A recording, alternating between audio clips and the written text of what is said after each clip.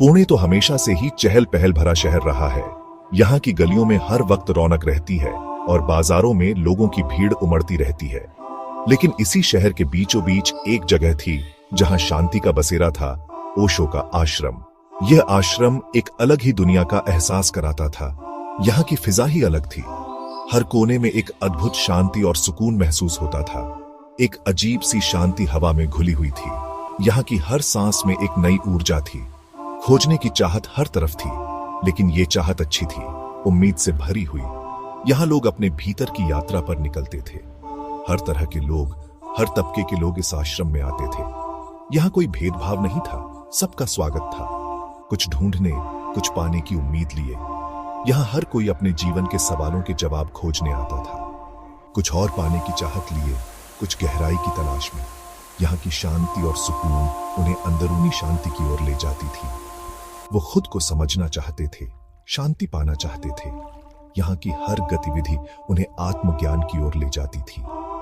आश्रम सबका स्वागत करता था। यहाँ हर कोई अपने तरीके से शांति और सुकून पा सकता था। ये जगह सांस लेने की जगह देती थी, सोचने की जगह देती थी, बस होने की जगह देती थी। यहाँ की हर घड़ी एक नई शुरुआत का एहसास कराती थी। दिन भर चलते रहते थे वर्कशॉप और मेडिटेशन। हर एक कदम अंदरूनी शांति की तरफ ले जाता था। यहाँ की हर गतिविधि एक नई दिशा की ओर इशारा करती थी।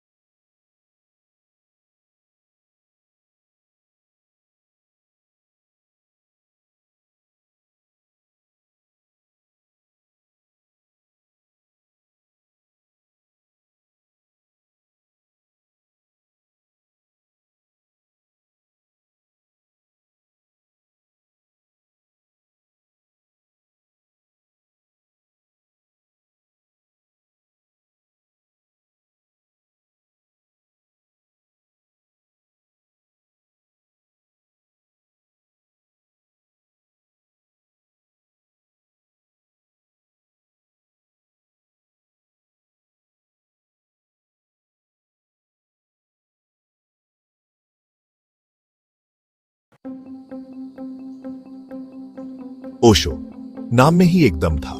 उनका व्यक्तित्व चुंबक की तरह था। उनकी आंखों से ज्ञान झलकता था। उनके शब्द सरल लेकिन गहरे, दुनिया के शोर से परे जाते थे। वो सीधे दिल में उतर जाते थे। एक दिन राघव खुद को ओशो के सामने पाता है। उसने अपने दिल की बात कह दी, अपनी परेशानियां, अपनी शांति की चाहत, सब कुछ कह दिया। ओशो ध्यान से सुनते रहे। उनके होठों पर एक प्यारी सी मुस्कान थी। ध्यान राघव, ओशो ने कहा। उनकी आवाज धीमी लेकिन दृढ़ थी। मेडिटेशन, ये तुम्हारे विचारों को रोकने के बारे में नहीं है, ये उन्हें देखने के बारे में है। राघव उलझन में था। उन्हें देखना?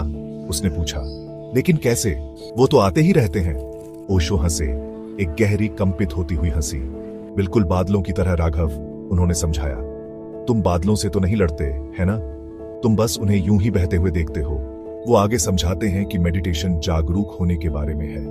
विचारों के प्रति जागरूक, भावनाओं के प्रति जागरूक, संवेदनाओं के प्रति जागरूक, बिना किसी राय बनाए। बस उन्हें आते जाते देखना, जैसे समुद्र किनारे लहरें आती जाती हैं।